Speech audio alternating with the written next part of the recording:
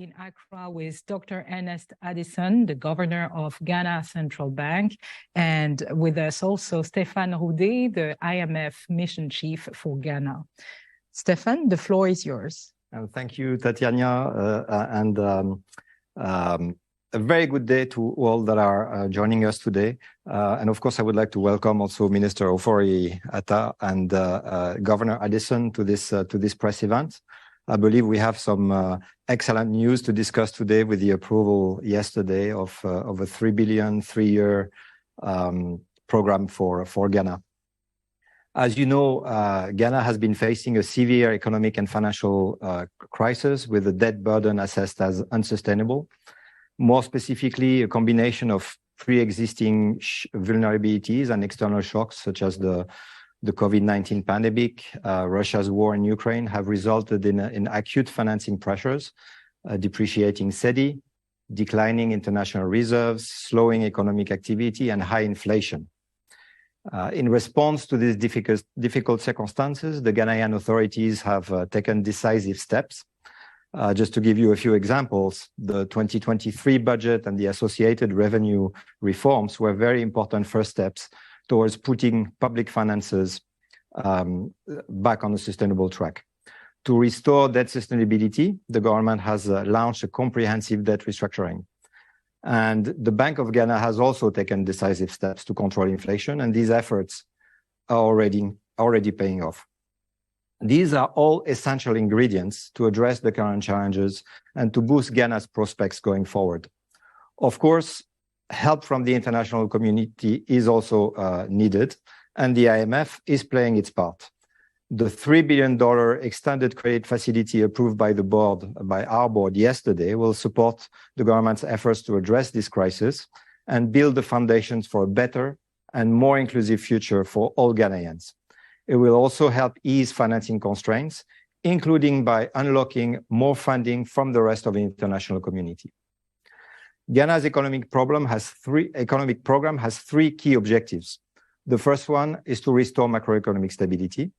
The second one is to ensure that debt is put on a sustainable path. And the third one is to lay the foundations for stronger and more inclusive growth.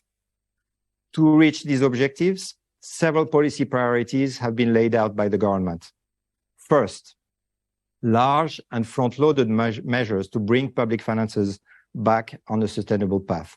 And this will be done by mobilizing more domestic revenue and by improving the efficiency of public spending. Importantly, and I want to emphasize that the program does and will continue to include efforts to protect the vulnerable. Just to give you a few examples, the 2023 budget has, for example, doubled the level of benefits for the existing targeted cash transfer program, the LEAP, the Living Empowerment Against Poverty program. And it has also boosted allocations towards the school feeding program.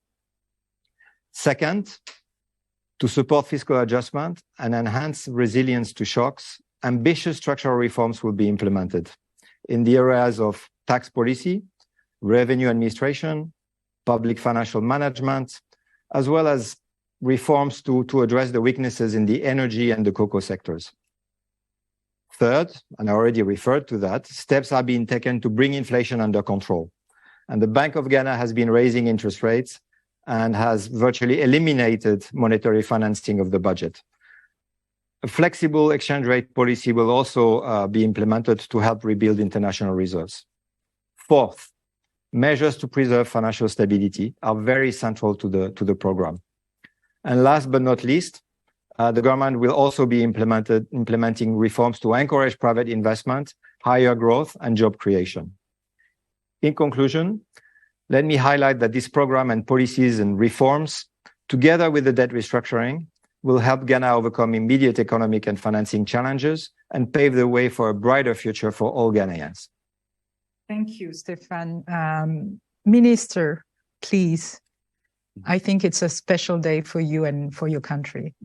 Thank you very much, Tatiana. It is indeed a special day.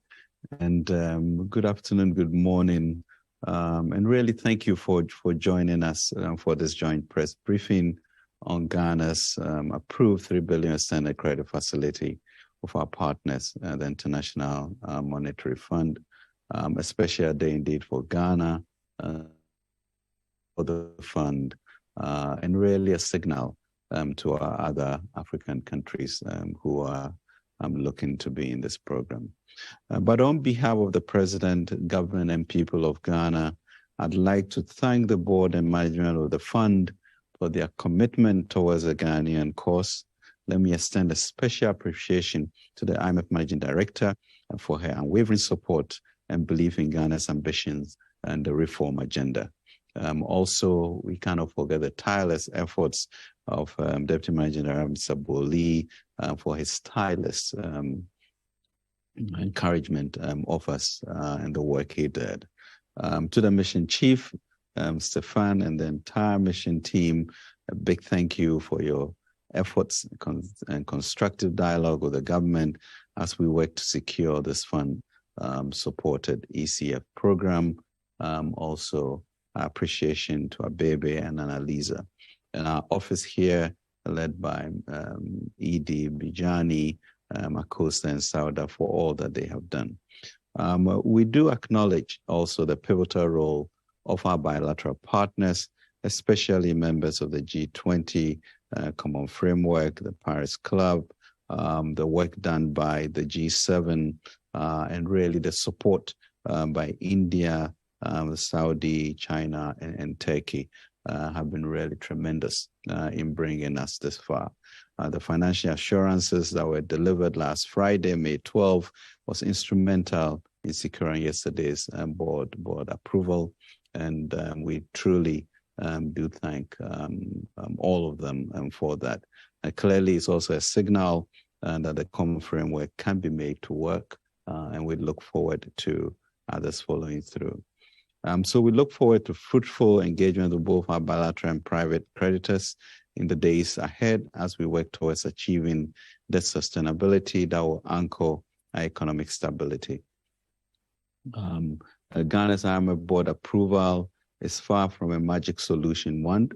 And what it is, however, is a crucial first step on the necessary journey of strong reforms, inclusive growth, and relentless pursuit of a growth agenda geared towards restoring our economy to a place of strength, prosperity, and resilience. Undoubtedly, the economic toll on our people from the effects of the global public crisis cannot be understated. We are indeed grateful for the forbearance of all Ghanaians in the wake of the domestic debt exchange program, which was difficult, but ultimately a necessary exercise. It also has impacted our banking institutions, and we look to work with the banks to make sure that we get the financial stability that is required. Ultimately, the debt exchange program, combined with our multi-year focus on growth, fiscal sustainability, and debt sustainability, should accelerate our economy renaissance. We're already seeing some relative stability in the currency and in inflation, thanks to the work also by the central bank. Indeed, I think we have to move ahead. And as the good book says, we should forget the former things. We should not dwell on the past and see that new things are being done. And we are ready for that. The government of President Akufo-Addo is acutely aware of the enormous tasks ahead. We will be inspired by the momentum and propel Ghana to attain the staff level agreement, financial assurance from our bilateral creditors, and board approval in near record time to implement the 36-month ECF program. We are certainly on the path towards not just recovery, but also revitalizing our economy. In that regard, I'm confident that government, with the support of the fund and the collective effort of the Ghanaian people, will work through our current challenges and emerge stronger than before.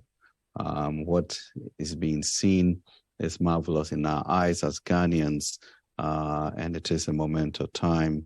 Greater things are ahead. We know Ghana can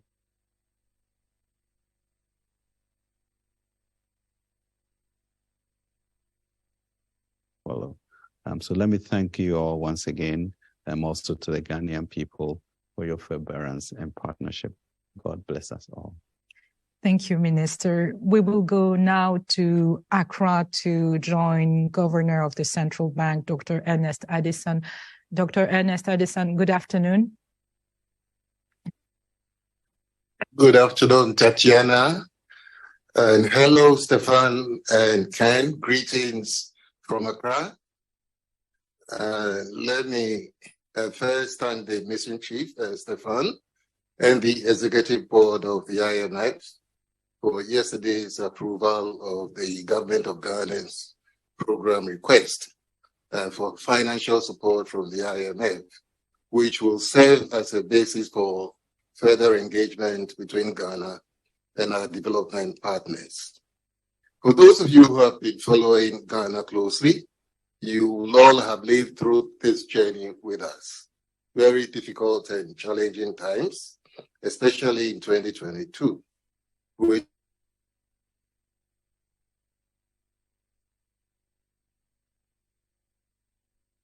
eroded the hard-earned stability. I want to, however, focus my brief remarks on three issues this afternoon. First, from the perspective of the central bank, and for that matter, the government of Ghana. The approved IMF support program should not be seen as about the money alone, that is the budget support that comes with the approval. While that helps with the current reserves profile for the central bank, what matters most is the fact that the program sets out a set of policy and structural reforms that should help Ghana to reset our economic policy fundamentals, which was dislodged by the crisis over the last year or so. These deep-seated reforms should re-anchor policy and embed irreversibility in our policy outcomes and ensure that buffers are rebuilt to make our economy more resilient. The second point follows from the first, that this is now the time to begin the work. The program approval is just the beginning of the real work of building Ghana better. And thirdly, the Executive Board's approval of the support program yesterday, especially if you look at the time frame within which Ghana secured this approval, is an indication of the strong government's political will and commitment to the reform agenda. The painful sacrifice of Ghanaians, especially through some of the measures such as the domestic debt exchange, which has also helped us reach these conclusions very quickly. So we have reached a point where our key stakeholders should come through very quickly with their support to give meaning to the catalytic role of the fund and help build Ghana better. We see here a clear demonstration of burden sharing, including macro and structural reforms and the domestic debt restructuring. We're looking forward to and continuing to count on an expedited process to conclude the remaining negotiations on external debt restructuring to ensure that Ghana quickly gets the full benefits and complements of these reforms to underpin the policy resetting agenda. On this note, let me once again add my voice to the Minister of Finance to take the opportunity to thank the IMF staff and the Executive Board for working with us through these difficult and challenging times to secure this very important and critical milestone of a fund-supported program. Let me also thank our key stakeholders, bondholders, and bilateral creditors for their demonstrated commitment to support Ghana. Thank you very much. Thank you very much, Governor. Now we'll go with journalist questions. There are a lot to be connected from Accra and around the world. I think we have with us Joseph Apia Dolphin from Asase Radio, who has a question. Joseph, good afternoon. Are you with us? Good afternoon. Please go ahead. Yeah, my question is, Ghana has relied on the IMF for support 17 times. And critics say the support from the fund has never been a solution to the country's challenges. I would like to know what you make out of this And then one, you have promised to focus on reining in inflation and rebuilding Ghana's foreign reserves. How are you going to do that? Lastly, how will this be done, and what will make this support from the IMF different from the previous ones? Thank you very much. Thank you very much. I think we'll start with Stefan first. Thank you, Joseph, for this question. Look, the first thing I would like to emphasize is that, of course, this program is very much focused on restoring macroeconomic stability, anchoring debt sustainability, and it will also create the foundations for higher and more inclusive growth. So I think that's very important, because this will set the stage for a much brighter future for all Ghanaians. But now to your question about the future, I think it's important to emphasize also that this is a program that is very rich in its structural component. It includes many reforms that cover a large range of sectors, and these reforms will make the economy more resilient to shocks in the future. And this is what the government and the IMF are looking for in this program. It's a program that will make the economy more resilient and more likely to withstand shocks in the future. Minister, you wanted to add? Yes, I could. Thank you very much for that question. And I think it's one of the major areas of anxiety for all Ghanaians as to what does the 17th time mean and where are we going to go from there. If you realize the program is anchored by a post-COVID program for economic growth, which we developed ourselves. And if you look at the strategies that are in there, the issue of moving our revenue from 13% to revenue to GDP to 18% is an important facet of this, so that we have the resources to do what we have to do. A strong sense of expenditure and commitment controls will also be emphasized going forward. And the growth agenda is really strong. How do we create an enabling environment for investments to propel the private sector? So I think it's that clarity that we have gone to the fund enough, and we should use this opportunity as a reset to move forward. We have Nilate from CTFM, City TV. Good afternoon. Ni, can you hear us? We can see him. Please go ahead with your question. Claire, I can hear you. Okay, thank you. What is your question? Well, we know that Ghana actually came to the IMF largely because of the country's debt overhang. Okay, we'll come back to you in a few seconds. Can we? And also, it's excessive borrowing, for which reason we lost our access to the international capital market. Okay, did you? I think. But even before the first tranche hits the account of the Bank of Ghana, there are already hints that Ghana will be returning to the capital market soon. First, I want to find out from the finance minister why the rush to return to the international capital market, and also to the IMF. What is the official position of the fund, and how concerning is this to the program in entirety? Thank you. I think we have. I think we had parts and bits of it, but. And also, my second question has to do concern about borrowing, and also what you believe will be a precipitation of our return to the international capital markets.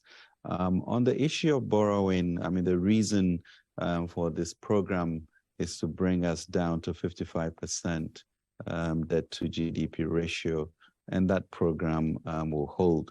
Really, in addition to the revenue measures and that we saw in the budget, and that improving our GRA, and that will give us the resources to move forward. Curtailing and managing our expenditures are going to be important. No, there's no rush to go back to international capital markets. Our expectation is that in managing our expenditure and increasing our revenue, we'll have the resources to it. Working towards the capital market is important because we then get our ratings up and make the country more attractive for foreign investors, especially FDI. But rest assured that no one is rushing to the international capital markets at this juncture. Governor, I think you wanted to react before I go back to Stefan on the fund question. Well, thank you, Tatiana. Just to react to the earlier question on our ability to deliver low inflation, and just to remind ourselves that, the problem in Ghana started only in January 2022. And at the end of 2021, inflation was at 12.6. And within a year, we had seen inflation rise to 54.1%. Partly because there was a difficulty in financing the budget, the access to the capital markets was not available, which led to, central bank accommodation of government. And as you're aware, we have signed a memorandum of understanding not to proceed with that going forward. We believe that that would help a great deal in making our monetary policies more effective. Already, you can see that inflation has begun downward descent. The Monetary Policy Committee has been meeting today, and I think we would put out our decisions on that on Monday. Thank you. Maxwell Adombila is still in Accra from Reuters. Good afternoon, Maxwell. Good afternoon, Tatiana, and good afternoon to everybody. My question has to do with the timely release of the first 600 million. Is it the case that there will be Ghana needs to meet certain criteria? Okay, just a second, let me get to it. On the issue of securing timely restructuring agreements with external creditors, which the fund alluded to in the statement, does Ghana need to sign an MOU with its official external creditors to secure the next 600 million payout from the program? That is after the first review later this year. I understand there's one in June and there's one towards November, December. So do we have to sign the MOU before we get the 600 million? And then on the external debt restructuring, what is the estimated net present value haircut for that component? Thank you very much. Stefan, would you like to start? Sure, Maxwell. Good afternoon. Thank you for your questions. You had several ones actually, so let me tackle them in turn. On the first disbursement, there's no additional conditions. The program has been approved yesterday, and the disbursement is available. The money is available to the central bank and to the government. On the timeline for the restructuring of external debt, of course, on the external side, you have two components. You have the debt that is held by official bilateral creditors. The expectation, I believe, the goal, the objective of the Ghanaian authorities is to reach an understanding with official creditors, indeed, by the time of the first review on the specifics of the terms of the restructuring. And of course, you have the second component that has to do with the private sector external debt, and here I believe the authorities and their advisors are engaging with these commercial creditors, also with the goal of trying to advance the discussions rapidly. So that's for the timeline on the external debt restructuring. As I believe you also asked in a way about the timeline of the first review. So the first review of the program will be based on an assessment of the quantitative objectives under the program as of end June, and it will take a few months after that to make this assessment, with the goal of bringing the review to the board in November. So that's the timeline for the first review of the program. Minister, would you like to add something on? Yes, Maxwell, thank you very much for the question. As Stefan has mentioned, there's a $600 million release. I'm sure I'll be working with him to see whether we can get it by tomorrow. And then we move on to the next 6 months, which will be another $600 million. And then we have about 5 different tranches every 6 months in the periods forward to get to the $3 billion. With regards to the issue of the negotiations and discussions of commercial and external creditors, we really are, at the beginning of that discussion, and therefore cannot really be specific about what haircuts or how that will end. But so far, discussions have been very cordial, and we hope that with the signals given by the fund, we'll also have an accommodation that will suit all parties. Thank you. Governor, you wanted to address the same question? Well, yes, if to understand what the question was, the criteria for the June assessment would include the zero central bank financing of the budget, as well as an indicator, I believe, on the primary balance. So these are going to be key in making the assessments in June, and that probably would help trigger another disbursement after that assessment. But just for your information, we have had a swift advice today to receive the money, value date tomorrow, to $604 million US dollars. Thank you. I guess it answered to Maxwell's second question, which was about the second disbursement. We have Edna Agnes Boyake from City News. Her question is, how does the IMF envision the extended credit facility contributing to macroeconomic stability in Ghana, particularly in areas such as inflation control and exchange rate stability? Stefan, maybe. Thank you for this question. It is really a broad question because it's a program that is quite comprehensive, both in terms of the content on the policy front, but also on the structural reform front. And all of these efforts combined will contribute to macroeconomic stability going forward. On the inflation side, I believe I will flag two key planks of the program that I have already mentioned before. One is the very substantial and ambitious fiscal consolidation program that the Ghanaian government has embarked on.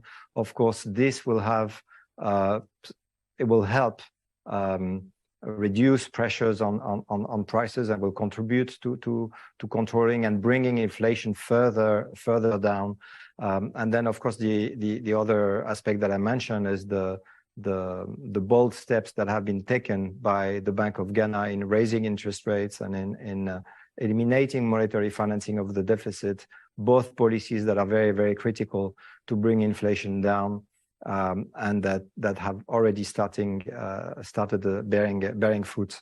On the reserve side, again, many aspects will contribute to increasing the reserves. Of course, the policies that I just talked about will help improve the external position in Ghana. It will help contribute to tame the growth of imports. It will help make the economy more competitive and bring exports higher. All of that will contribute to a more favorable external position, which in itself will lead to higher reserves. And of course, there is the impact of the program on the financing side, financing from the IMF, but also the financing that will help, that will be catalyzed through the IMF program from other partners that will all contribute to bolstering the international reserve position in Ghana. Minister, would you like to address the City News question too? No, I suspect maybe Governor, inflation and exchange control would be a great place for Governor to chime in on this one. Governor, the floor is yours. Yes, thank you very much, Minister. I think that Stefan hit the nail on the point. The issue is about resilience, and this is really what I tried to explain in my earlier intervention, that as at the end of 2021, inflation was at 12.6. And within a year, it rose to 54.6 because we had a major challenge with access to financing, especially. And as Stefan said, a major part of this program is focused on fiscal consolidation. As you're aware, there are new revenue measures which would enhance revenue flows to the budget and therefore reduce the demand for financing. You've also had the implementation of the debt exchange program. So the foreign exchange outflows that are associated with debt service should reduce. And then the catalytic impact of the IMF flows, which would, also help attract other foreign inflows, both direct and bilateral support. And all of that should help, in a sense, not only bring inflation down, but also help with exchange rate stability. Order for me did Prince Amponsa, the don't only say from a grassroots captain. Abusuya say oko YouTube channel no so a message say grassroots TV kai na subscribe, share, na comment. Order for me that was it. So oko YouTube channel so obe follow grassroots TV. Me that was it.